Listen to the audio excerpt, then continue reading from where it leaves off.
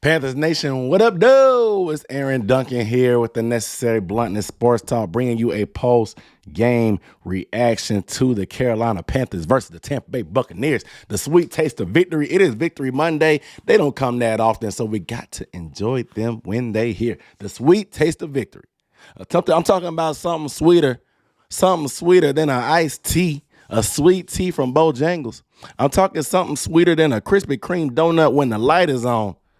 After a victory, I'm talking something sweeter than a Bo-Berry biscuit on a Saturday morning. I'm talking about the sweet taste of victory, my dudes. Appreciate you guys tuning in, man. Shout out Panthers Nation. Shout out to the Panthers. Shout out to everybody, man, that's enjoying this win the day after, man. I know I haven't been before you guys in a minute, so I got a lot of things to talk about in this video. We got to talk about life after CMC. You know what I'm saying? The first game after. We got to talk about P.J. Walker potentially being the starter going forward. Say what? We got to talk about what is this team doing? We tanking? We swimming? What we doing? We sinking? Swimming? What are we doing? Talk about these Brian Burns trade rumors that came out before the game. I'm talking about the defense's effort in this game against the Tampa Bay Bucs, and I'm talking about Steve Wilks' first win as an interim head coach. Give it up, y'all. Give it up. You know what I'm saying? So today we got a loaded show. Obviously, there will be timestamps down below if you want to skip, but I wouldn't skip. Go ahead, sit tight, sit back. I got my tea. Get you a little bit of tea or your drink of choice. Let's talk about this thing. Break it down because I haven't talked to y'all since the CMC trade, man. I'm not gonna lie. It bothered me. It hurt. It hurt. It hurt. You know what I'm saying? Because as a fan, and people can act all tough. They can act tough and say, oh, it's a business. Man, get over it. It's a business. Nah, man. If you're emotionally invested in this team at all, seeing Christian McCaffrey get traded, it doesn't feel great. It doesn't feel great to see a legend move on and go somewhere else and wear other colors. Had that weird feeling kind of when Thomas Davis got let go. He ended up going. He went to the Chargers and with the Redskins for a little bit too. What about when Steve Smith wore a Baltimore jersey or Julius Peppers was in Green Bay or in Chicago? It don't feel good. It doesn't feel good. And I understand it's a business. And that trade, it sends a stark message to the fans. It sends a message to the team. Like, hey, to me, to the fans, it says, hey, the rebuild is on. Matt Rule's fired. They moved on from the best player on the team, the face of the franchise. They're trying to turn over a new leaf. It sends that message. Now, some fans thought to send a message that it was tanking, and with the offense being as bad as it was, and then getting rid of the only significant form of life on that offense, I can understand where it seems like that message would come through. The players aren't going to tank, though, and that was one of the first things that Steve Wilks addressed in his presser. But the players aren't going to tank. That's for sure. But it definitely sent a message to me saying that, okay, anybody on this team can get it. Nobody's safe. Anybody can get it. If the best player and face of the franchise can get traded, everybody has a price. That's what it tells me. Everybody has a price. Now, we'll talk about that price in terms of Brian Burns a little bit later on in this podcast. But it let me know that everybody has a price. But just after the game, seeing how the running game and the balance happened and how 7 different players caught a pass, 3 different guys had a carry, running backs had a carry, seeing the rotation, the running back by committee, and us just kind of getting behind that O-line and leaning on the Bucs and just pushing them around and seeing how efficient the offense looked and play complementary football, it had me thinking about CMC and this offense for the years past. CMC definitely wasn't a problem. When it comes to the offensive struggles, CMC definitely wasn't a problem. But he was definitely the reason. And now hear me out.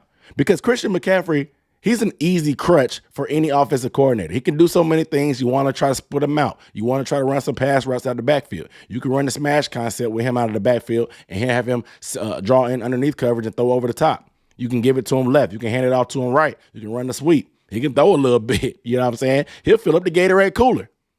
But Christian McCaffrey is such an easy default because when you don't know where to go to, you can easily draw up a play for Christian. When all else fails, give it to Christian. Joe Brady relied on it. McAdoo tried to rely on it. North Turner relied on it. It's an easy crutch. But at the same time, that easy crutch made him an easy target for the defense. The defense knew exactly who to key onto. They knew that good, bad, or indifferent, the offense was going through Christian. I'm not saying it's a bad thing. He's the top 5 unstoppable weapon in the league. I don't mind it. But he became an easy crutch and an easy target. And without him gone, with him leaving on a Wednesday, the game plan for the Bucs, who would probably spend all week with a set of plays with Christian, because he's the one guy on this team that you have to account for every play to see where he is. When you have a guy like that, you keep those blue chippers around. There's not too many players in the league that on every given play you have to account for where they line up because they can kill you. And Christian McCaffrey was that. He was. But I guess the Bucs were just in scramble mode, and we just put a balanced offense on them. We committed to running the ball. We committed to giving a lot of guys the ball. It was a close game. Even though we had a small lead, we still didn't get too pass happy. Only dropped back, 22 times for P.J. Walker. The offense looked efficient. So life after Christian McCaffrey started off good against a quality Bucs defense. I don't care if they had injuries. Our best player on our team is gone. I mean, they looked efficient. 173 yards rushing, playing good defense. That's a replicable formula when it gets cold outside. It is. So I'll be paying attention to see how things go, man. But life after Christian McCaffrey has begun. But we got to talk about the man under center, P.J. Walker. I'm talking about Phillip. I'm talking about XFL star Phillip Walker. P.J. Walker moves to 3-1 as a starter. He started the first half of the game yesterday, 11 for 12. And that one that he missed was a drop. We're talking about 12 straight potential completions that he could have started the game with. That's efficiency. The first play of the game, they actually took the training wheels off of P.J. Walker and let him throw the ball down the field. In the first play of the game, he throws it and puts it on TMJ. TMJ just going to come up with it. But P.J. Walker spreading the ball around, but still making sure that DJ Moore gets the ball. And it's crazy with P.J. Walker being 3-1 as a starter. Could have been a little bit different last week had they took the training wheels off against the Rams. Who knows? But this man has the best winning percentage out of all the quarterbacks via the Matt Rule era. I still call this the Matt Rule era right now, kind of, because most of these players are still his players, and until this year is over, this is still the Matt Rule era. Not to mention P.J. Walker is a product of a Rule guy or whatever. But P.J. Walker has the best winning percentage out of all the quarterbacks. He just got the toughest treatment. They drafted a young quarterback to put in front of him. They brought in Baker Mayfield. They brought in Sam Darnold. They brought in Cam Newton. P.J. Walker was QB4 at one point this year in camp. And people were criticizing like crazy because he got the start against the Patriots. I guess Matt Rule seen the vision of P.J. Walker probably getting to play at some point. But P.J. Walker, man, they had a good game plan. They let him throw the ball down the field. He's going to be confident. Good, bad, or indifferent, P.J. is going to be confident. The audacity on some of these throws to the back of the end zone throw to DJ Moore took some cojones. The audacity to even try that. He threw a dime to Tommy Tremble. Dropped a couple nice ones in the bucket as well to TMJ. Ran the offense, was efficient. They ran some screens, got a little conservative at some point. But most of the time, they used the running game to protect him. They had a clean pocket by the offensive line. Offensive line played amazing. 1 sack. They played amazing. They kept him clean. Like I said, we mixed it up. 7 different guys caught a pass. 3 different running backs got a carry. This is how you protect the backup quarterback. P.J. Walker, if he cannot turn the ball over, our defense is good enough to keep us in most games. Offense just needs to be consistent, move the ball, rely on the running game, and run it. Defense didn't get a turnover this week to help spot us any points like usual. But those 4th down stops are just as good as turnovers. They get helpful momentum, and then when you have confidence in the quarterback on the other side that he's not going to put you in advantageous situations, it's a recipe for a win. They're not going to be pretty. You're not going to get a ton of style points. You're going to gut out these 20-something to 3 wins when your defense plays like that. But to me, you can't help but ride the hot hand. They asked Steve Wilks about it after the game, and he said it's going to be hard to pull them out because we got reports that Baker Mayfield and Sam Darnold will be ready to go next week, most likely. So that will be something we pay attention to this week. But I think you got to I think you got to ride the hot hand. I put something out hypothetically on Twitter saying that my ideal situation would be with PJ Walker to somehow play well enough that I don't have to see number 14 on my field again. I don't want to see number 14. I'm sorry. Y'all was throwing up the bat signal for Sam Darnold just because Baker is playing so bad. You never catch me doing that. You'll never catch me asking for Sam Darnold. Never in my years. And Baker Mayfield clearly ain't it. You might as well give PJ Walker a chance. Let him fail.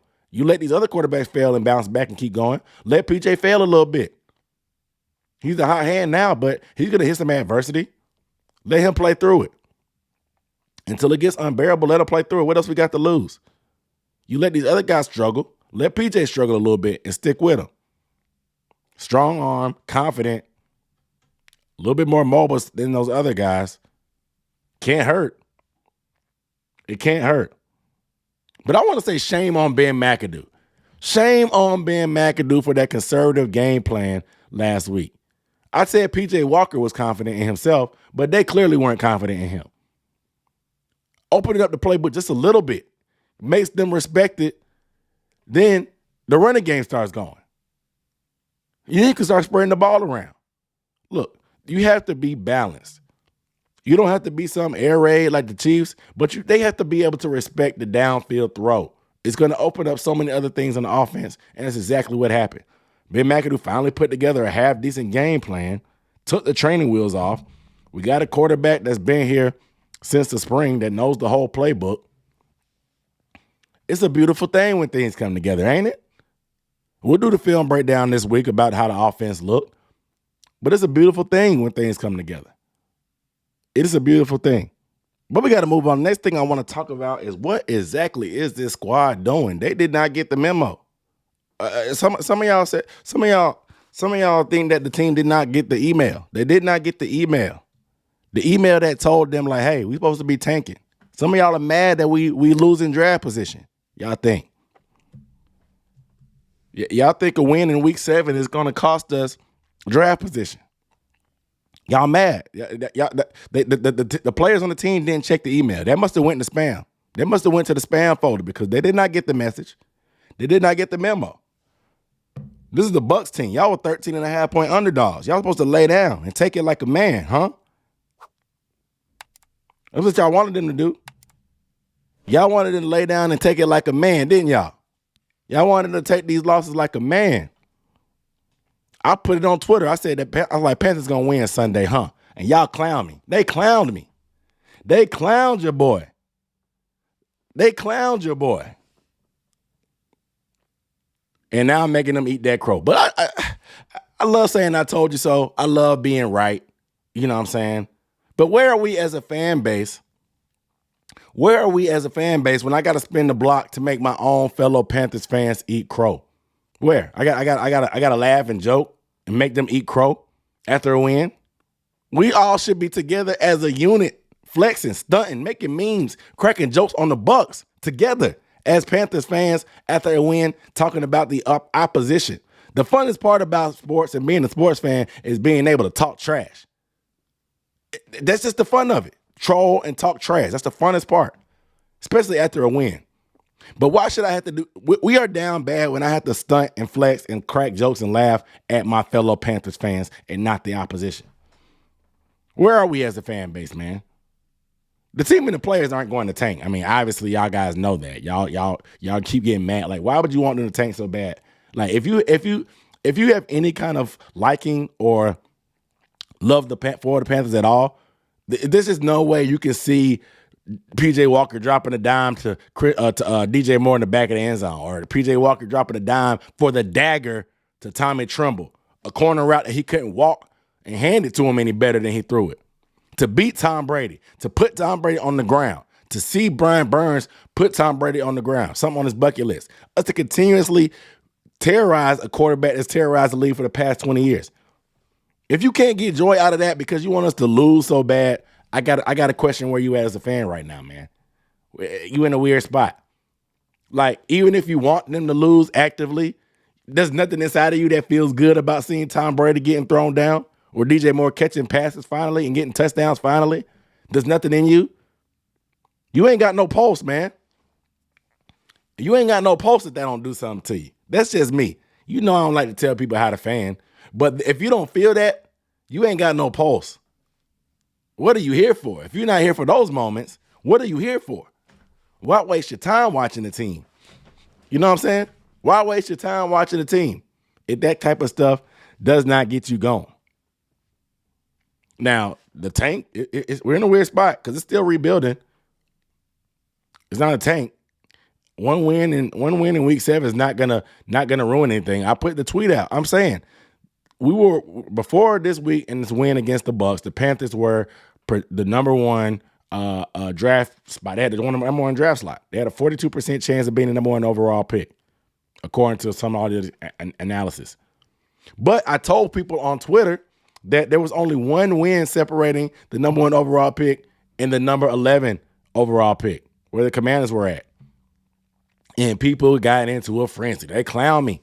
They saying that you saying this team gonna win a division. You saying this team gonna do this, that, or whatever. You saying the team gonna do this. They only got win-win. They're the worst team in football. That's why I know a lot of y'all don't really watch a lot of football. Because the Panthers are not the only bad team in the NFL. There's a lot of bad football being played. A lot. We watch this team every week, so we just think they're the worst thing ever. But there's a lot of bad football being played in the National Football League this year. The gap between the wild card and the top 5 pick is not going to be that big this year. I'm telling you guys. So don't be counting your chickens before you hatch. Y'all looking at Will Anderson highlights. Y'all looking at C.J. Stroud highlights, Bryce Young. Y'all breaking down all these quarterbacks that's probably going top 5. We don't know where we're going to be at, guys. I'm not saying the Panthers are going to the playoffs. I'm probably saying they're more likely to get a top 5 pick than go to the playoffs, the way things have gone this year.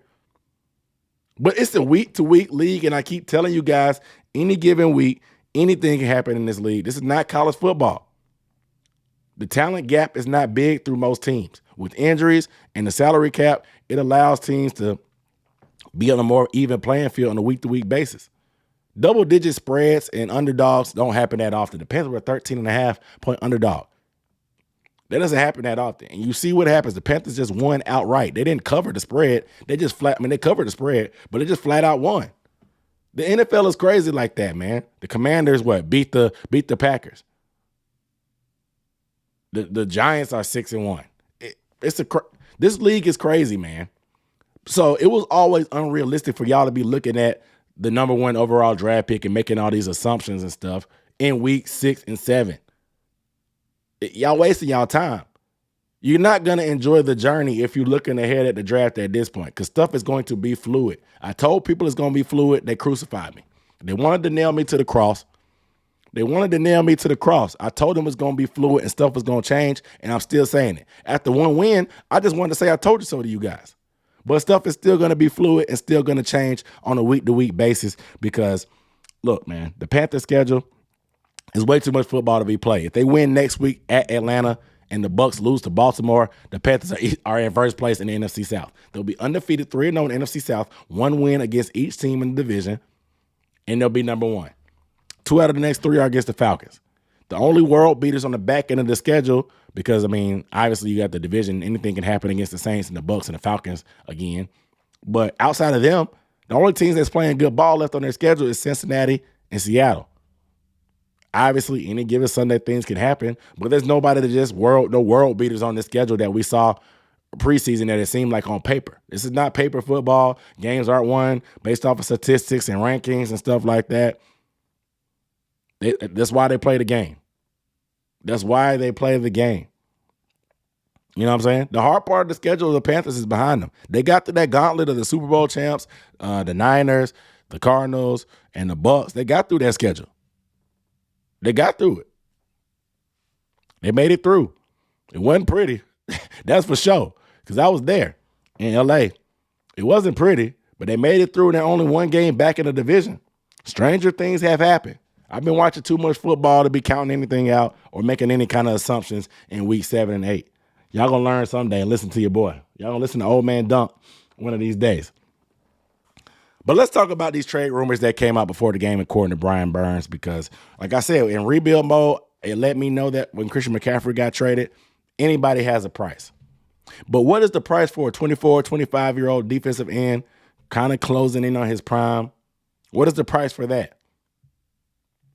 Scott Fitter said they'd be willing to listen to anything, but reports came out, according to Adam Schefter, that the Panthers turned down an offer of 2 first-round draft picks. Now, the first thing I ask is who leaked this information? Who leaked this information?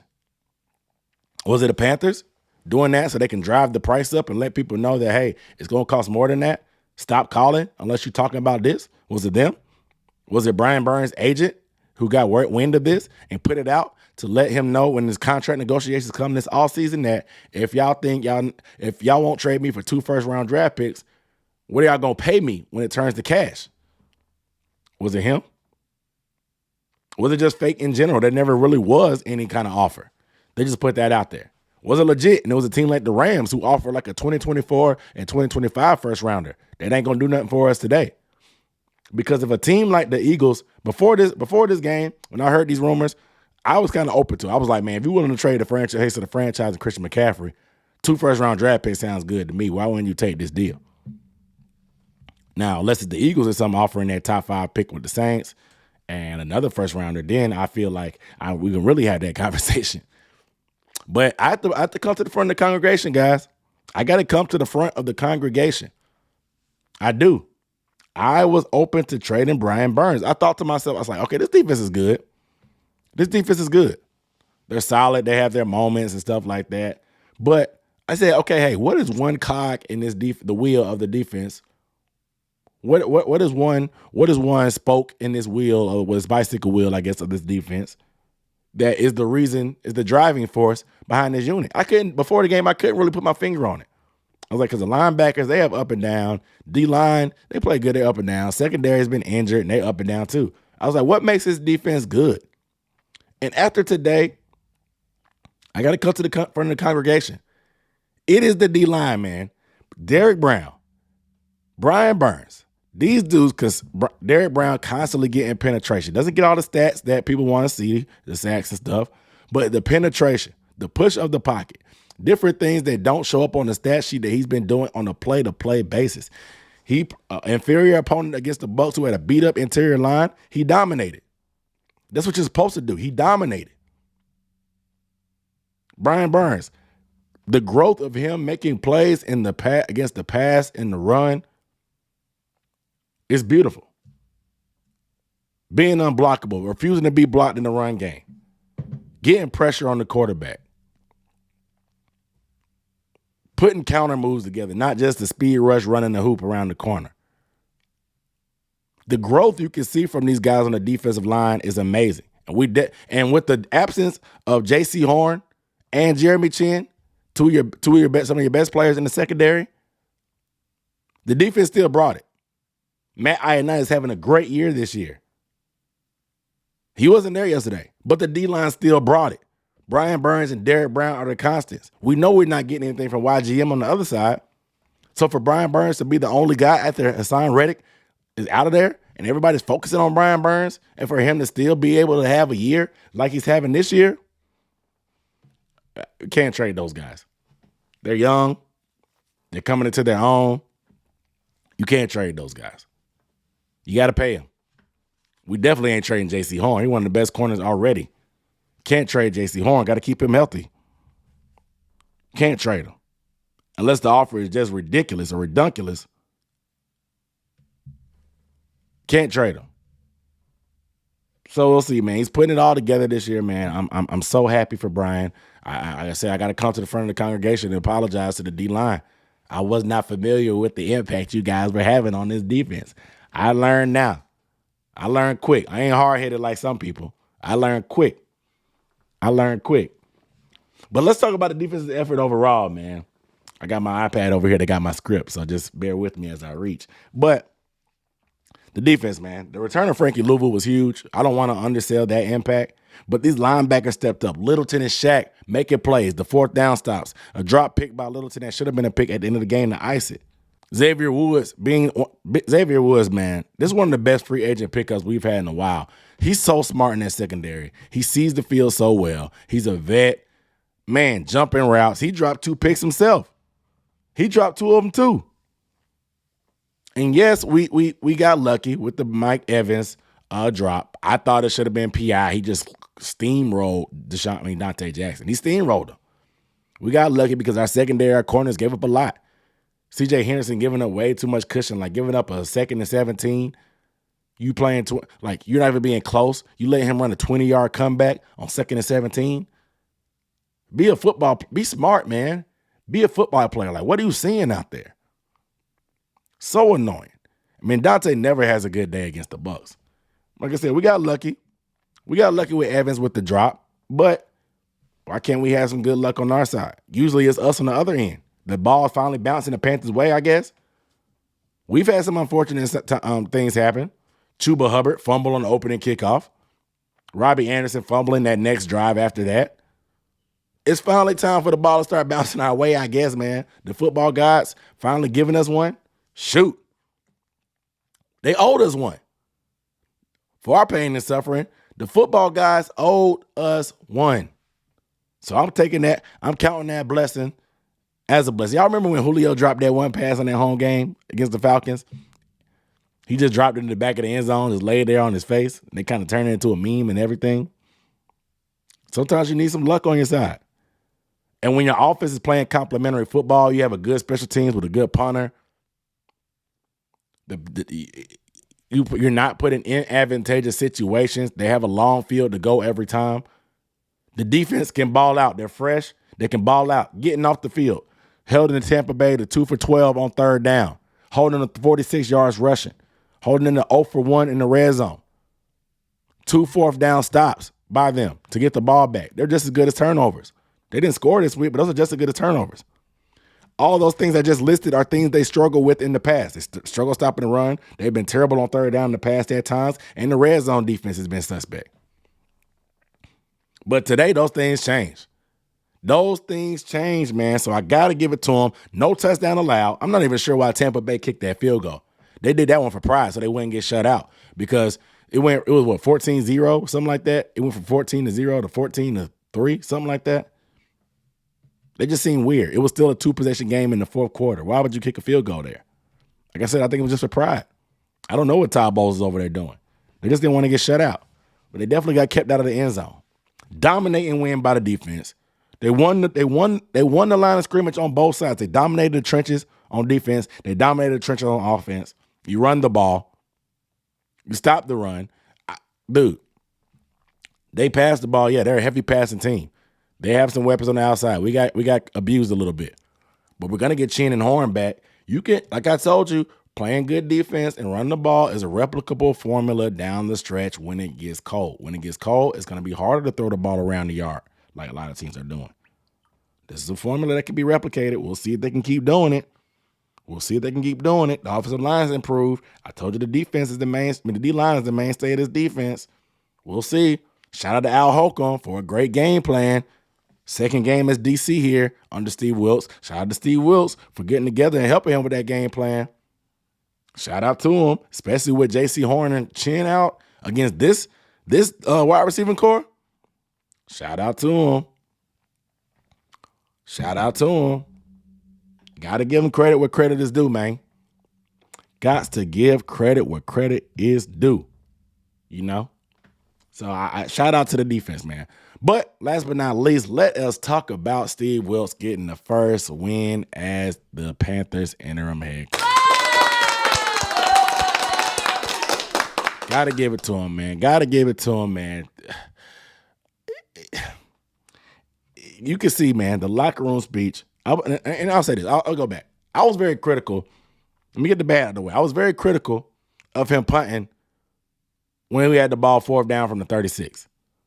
36 from the 36-yard line, you add 10 for the end zone, back it up 7 yards for the field goal, kicker to place it. That's a 53, 54-yard field goal. We've seen Eddie Pinero, whatever you want to call him, make a 54-yarder this year. Why didn't we take it? I know you have confidence in your defense, so you wanted to punt, but that's the exact same reason why you can kick a field goal. You have confidence in your defense.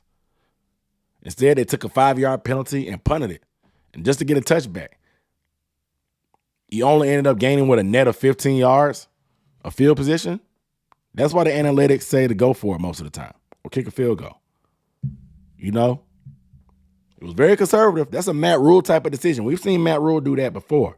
That is a Matt Rule type of decision. That is a Matt Rule type of decision. I can't even be nice on that one. That's Matt Rule, very Matt Rule-like. But seeing the post-game speech, seeing the intensity that these guys play with, even with Christian being gone and Torn and Chin being out, Ioannidis being out, some man down with a backup quarterback, backup running backs, seeing the people come out with this type of effort, this is one of the most dominant wins of the Matt Rule era since 2020 is what I'll say. One of the most dominant wins. Now, finally letting PJ open it up, I got to give credit for finally adjusting to that. That doesn't seem like you should get credit for that because it shouldn't happen in the first place. But I'll give him credit, letting PJ open it up, giving TMJ a chance. You know what I'm saying? Running the ball, committing to the run. It equals a win. You dominated Tom Brady at home. You got a rare home win and a rare win in general. What is that, like a second win in like the past, what? Maybe 16 games, maybe? Only our second win in the past 16 games? You gotta love it, man. So shout out to Steve Wilks. But seeing that post-game speech, if you have a chance, go check out that post-game speech, man, where he gave the game ball to P.J. Walker. This group right here, you continue to overcome adversity. Circle the wagon and come together. That's what it's all about. We talked last night about what? Make the jump. Make the jump. We made that jump today. It's a lot to build on, okay? We talked about right now controlling the line of scrimmage. All right, we wasn't going to miss a beat. 173 yards run.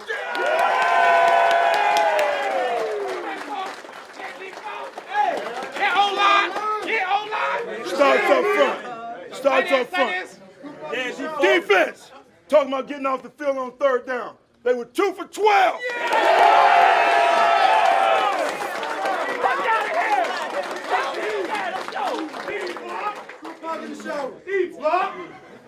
Hey, a great win in all three phases. But I want to recognize one guy right now. PJ with the game ball.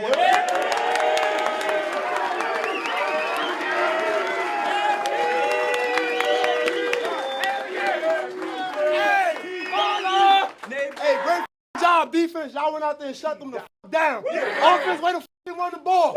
Special teams, y'all did y'all job today, man. Y'all made every play y'all needed to. Hey, together on three.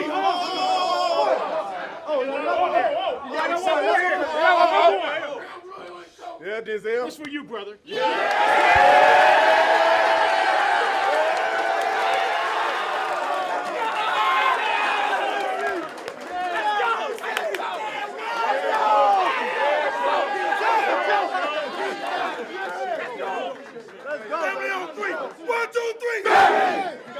He talked about all the things they did. They ran the ball. They're going to come back and get better.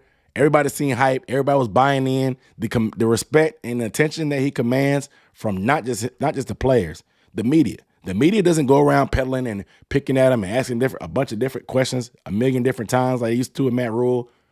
He doesn't go around rambling on these questions trying to feel like he wants to sell something. He does not obsess with people just liking him. He commands respect. When you command respect and carry yourself that way, you don't have to worry about people liking you. You ain't got to worry about certain tweets or reports and stuff about you. Like sometimes I felt Matt Rule was overly concerned about. You get out, you tell these guys this is what it is. If you don't want to get with it, you can get down or lay down. You ship Robbie Anderson out of there because he wasn't happy. You get rid of the best player, Christian McCaffrey. Granted, not like he was a locker room problem, but it's either get down or lay down. If you're not if you're not with us, you're against us. Positive energy, man.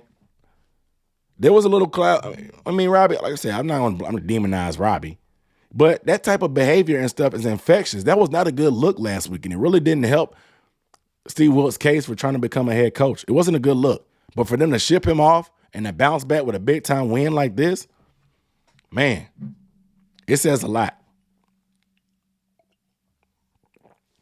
And for David Tepper to stop Steve Wilks and to give him the game ball and even called him brother.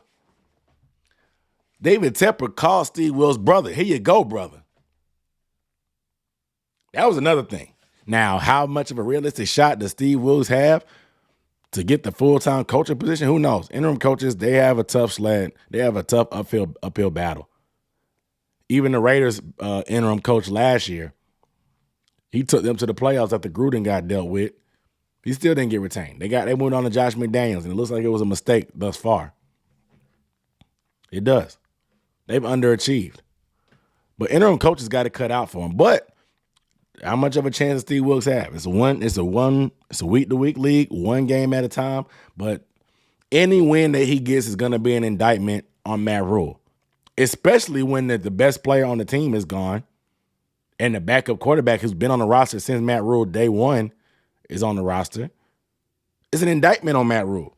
Every win is an indictment on Matt Rule in the Steve Wilks era. Now, we'll see what Tepper does. And like I said, it's 1 week at a time. Got to build consistently, brick by brick. But Steve Wilks, I love seeing him getting the game ball. They asked him in his own press conference who got the game ball. He let them know that he gave it to PJ. He did not mention the fact that David Tepper came and gave him a game ball. That lets you know that he doesn't care about it being about him. He wants it to be about the players 100%. He wants to give all the players the credit. He doesn't want any of the credit. Even though they're playing for him and they believe in him, he wants the players to get all the credit. Players respect that. Players love that. Players want to play hard for a selfless coach like that. They respect it. I respect it myself too. Now, who knows what's going to happen with this lawsuit or going forward with Steve Wilks? But damn it, I'm going to enjoy this win as it comes, man. You guys, let me know down below in the comments how you feel about the win, how you feel about Steve Wilks, how do you feel about anything we talked about, the Brian Burns trade rumors. Would you have taken that trade? A lot of things we covered in this video. So let me know how you guys feel down below in the comments. Make sure you guys are subscribed if you have not. My name is Aaron Duncan here with the Necessary Bluntness Sports Talk. I'll see you guys in the next video. Peace.